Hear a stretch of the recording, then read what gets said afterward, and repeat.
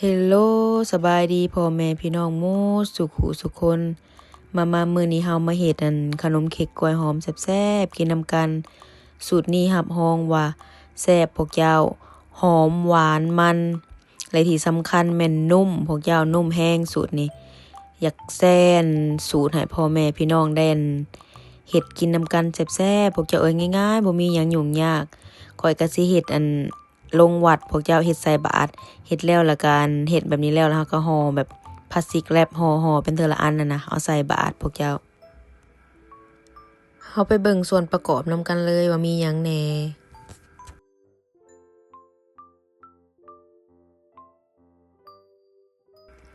ก่อนอื่นหมดเฮาก็ใส่น้ำตาลลงไปเลย300 กรัมตามไปด้วยเนยจืด240 กรัม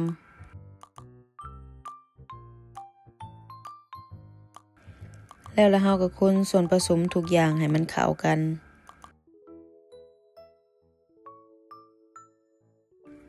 หลังจากนั้นเฮาก็ใส่ไข่ไก่ลงไปเลย4หน่วยหรือว่า4ฟองแล้วก็คนอีกจักหน่อยหนึ่งพวกเจ้าพอแต่ว่าให้มันเข้ากัน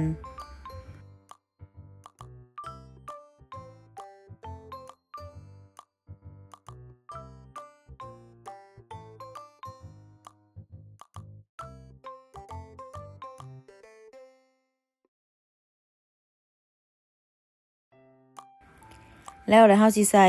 นมงัวรสจืดลงไปเลย2ช้อนโต๊ะพวกเจ้า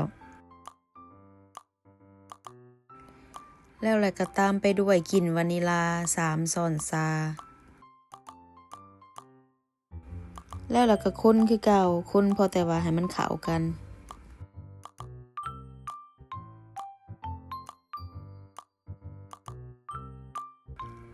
แล้วเฮาก็เอามากล้วยที่เฮาบีไว้หั่นนะพวกเจ้า6หน่วยอันนี้ข้อยเฮ็ดบีไว้แล้วก็ปาไว้ทางนอกเพื่อว่าให้สีมันเป็นแบบสีดำในจักหน่อยหั่นนะพวกเจ้าใส่ลงไปเลย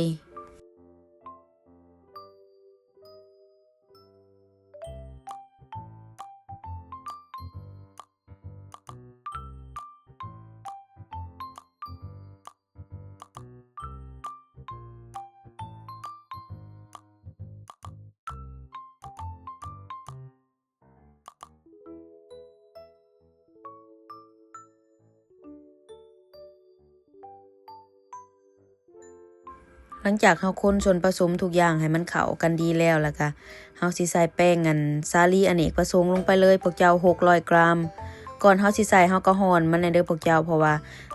เฮาอยากให้มันนุ่มแล้วก็มันเบาหั่นน่ะเฮาต้องร้อนมันก่อน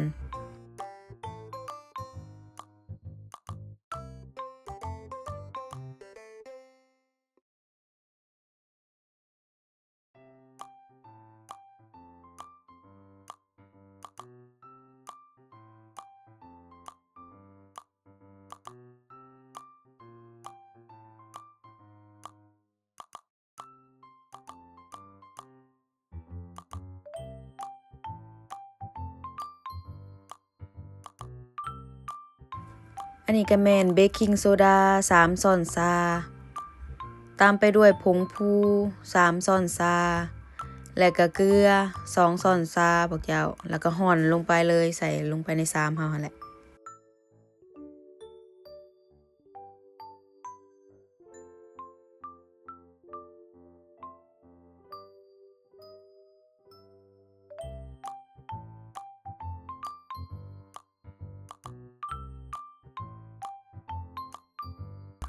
หลังจากเฮาใส่ส่วนผสมทุกอย่างลงไปเบิดแล้วก็สิคนอีกบัดหนึ่งพวกเจ้าบัดนี้คนส่วนผสมทุกอย่างให้มันเข้ากันดี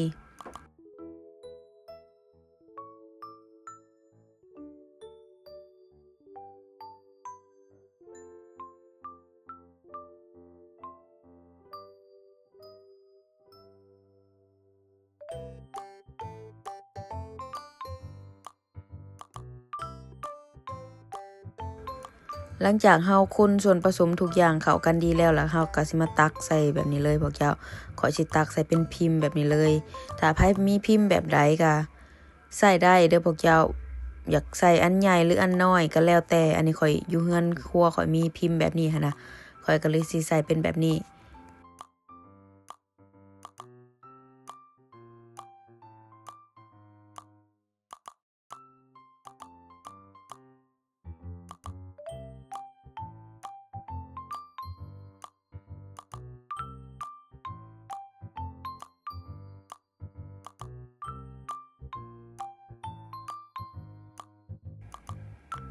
วิธีหนึ่งก็บ่ยากพวกเจ้าหลังจากเฮาค้างน้ำปลาไว้ให้มันฟดๆแล้วก็เฮาก็สิมอนไฟลงให้มันเป็นไฟกลางขนแห้งหน่อยหนึ่งพวกเจ้าแล้วก็ปิดฝาไว้เฮาสินึ่งประมาณ15-20นาทีแล้วก็สิได้ขนมเค้กกล้วยหอมหนานุ่มๆแบบนี้เลยพวกเจ้าเป็นอันที่เรียบร้อยได้พวกเจ้าเอ้ยเค้กกล้วยหอมหนานุ่มๆแป้งเบาๆแบบนี้เลย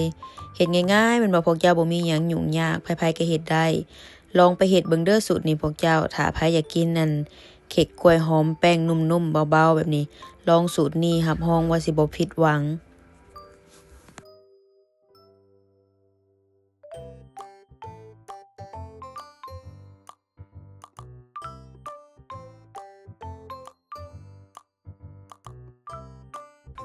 สุดท้ายนี้ก็ขอขอบมุกขอบใจพ่อแม่พี่น้องเมื่อสุขุสุคนที่เข้ามา